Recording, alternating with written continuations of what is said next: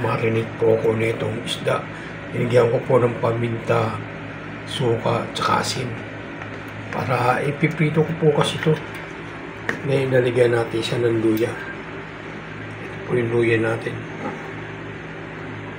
Pampasarap rin po ng lasa yan, yung luya natin.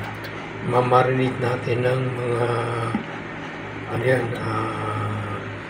miski trating oras, marinate natin para masarap-sarap naman yun.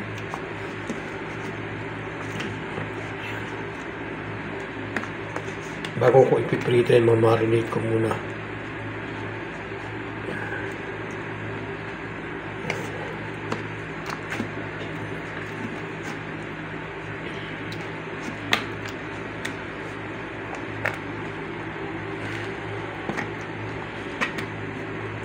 Di mo namumuti na siya, nawala na yung pula-pula niya, namumuti siya.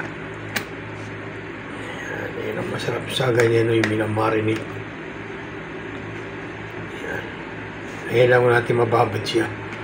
Mamaya natin balikan yan kapag yung pipito na po natin.